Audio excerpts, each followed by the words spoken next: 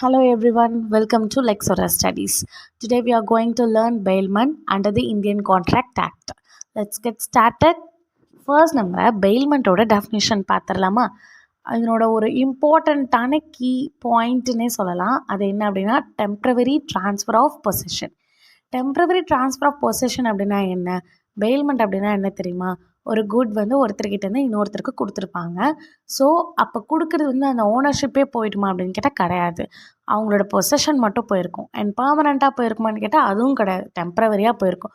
So அதுதான் temporary transfer of possession. Okay, so இந்த word எதுலேருந்து எடுத்திருப்பாங்க? எந்த வேர்ட் அப்படின்னு பார்த்தோன்னா French word. Okay, French word அப்படின்னா பெய்லர், அந்த வேர்ட்லேருந்து எடுத்திருக்காங்க. இதனோட மீனிங் டெலிவர்.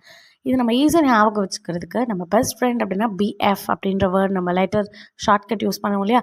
ஸோ அதே தான் நம்ம இதுக்கு வச்சுக்கலாம். பீனா பெயில்மெண்ட், எஃப்னா ஃப்ரெஞ்ச். ஓகே, நெக்ஸ்ட் நம்ம இந்தியன் கான்ட்ராக்ட் ஆக்டில் இது என்ன டிஃபைன் பண்ணியிருக்காங்கன்னு பார்த்துடலாமா?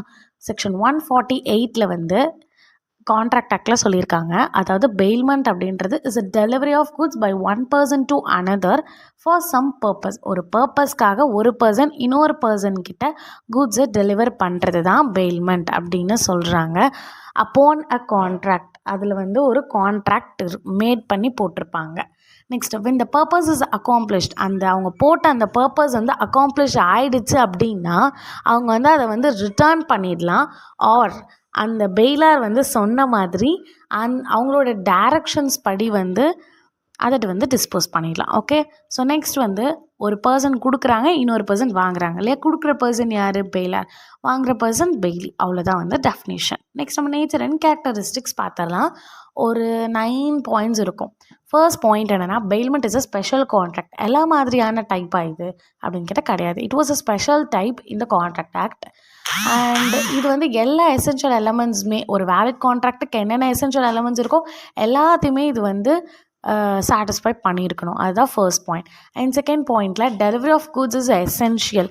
அதாவது நம்ம டெஃபினிஷன் பார்த்தோம்ல, கூட்ஸ் வந்து டெலிவரி ஆகிருக்கணும், ஒரு பர்சன்கிட்டேருந்து இன்னொரு பர்சன் போயிருக்கணும், அதுக்கு ஒரு பர்பஸ் இருக்கணும் அப்படின்னு அந்த ஒவ்வொரு வேர்டுமே ஒவ்வொரு பாயிண்ட்டாக அந்த இடத்துல நமக்கு சொல்லியிருப்பாங்க.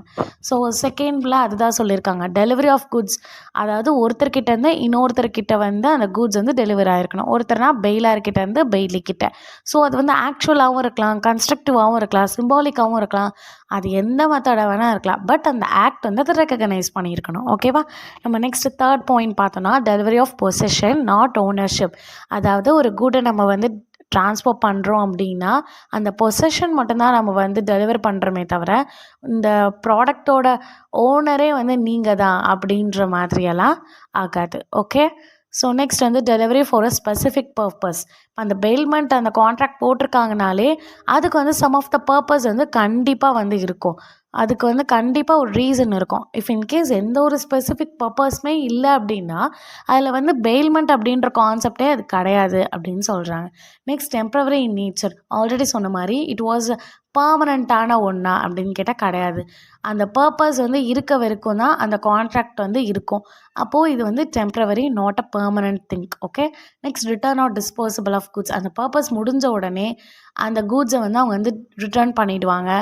ஆர் அந்த கூட்ஸை வந்து அந்த பெயிலார் சொன்ன மாதிரியான டைரக்ஷன்ஸ் படி டிஸ்போஸ் பண்ணிவிடுவாங்க. ஓகேவா? So 7th point applies only to movable goods. இது வந்து இம்மூவபிள் குட்ஸ்க்கு எல்லாமே இது அப்ளை ஆகுமா அப்படின்னு கேட்டால் கிடையாது. ஒன்லி இது எக்ஸிஸ்ட் ஃபார் மூவபிள் குட்ஸ் தான், இம்மூவபிள் குட்ஸ்க்கு கிடையாது. அதாவது ஹவுஸ், லேண்ட் இந்த மாதிரியெல்லாம். நெக்ஸ்ட் பெயில்மெண்ட் மேபி கிராட்டிஷியஸ் ஒரு நான் கிராட்டிஷியஸ். அதாவது ஒரு ரிவார்டு எதிர்பார்த்து, ஒரு கன்சிடரேஷன்ஸை எதிர்பார்த்து இந்த பெயில்மெண்ட் நடந்திருக்கலாம். இல்லை எனக்கு எந்த ரிவார்டும் வேணாம், கன்சிடரேஷனும் வேணாம் அப்படின்னும் வந்து இது வந்து நடந்திருக்கலாம். சும்மா கொஞ்சம் நாளைக்கு நீங்கள் வச்சுட்டு இருங்க, நெக்ஸ்ட் நான் வாங்கிக்கிறேன். ஸோ எங்கள் வீட்டில் வந்து இந்த மாதிரி திருடங்க வருவாங்க, ஸோ அது வரைக்கும் நீங்கள் நகையை வச்சுக்கோங்க அப்படின்னு சொல்லிட்டு ஒரு பர்சன் கொடுக்குறாங்கன்னு வச்சுக்கோங்களேன். ஸோ அதுக்கடுத்து அவங்க வந்து வாங்கிக்கலாம். ஸோ ஏதோ ஒன்று எதிர்பார்த்தும் அந்த பெயில்மெண்ட் போட்டிருக்கலாம், எதையும் எதிர்பார்க்காமலையும் போட்டிருக்கலாம். Next creates mutual rights and duties. அதாவது வந்து இது வந்து ஒரு 2 பேருக்குமே வந்து ரைட்ஸ் அண்ட் டியூட்டிஸை இது வந்து க்ரியேட் பண்ணுது, ஒரு பர்சனுக்கு மட்டும் கிடையாது. ஓகேவா? பெயிலாருக்கு மட்டும்தான் ரெஸ்பான்சிபிளா, பெய்லி மட்டுமா அப்படின்னு கிடையாது. 2 பேருக்குமே ஈக்குவலான ரைட்ஸ் அண்ட் டியூட்டிஸ் இருக்குது. இதுதான் வந்து definition for bailment and nature and characteristics. Next வீடியோவில் நம்ம rights of bailor and bailment பார்க்கலாம். ஸோ ஐ திங்க் இது வந்து உங்களுக்கு வந்து யூஸ்ஃபுல்லாக இருந்திருக்கும் அப்படின்னு தேங்க்யூ ஃபார் வாட்சிங். I hope this explanation on bailment was clear and helpful. If you found it useful, do like, share and subscribe to Lexora Studies.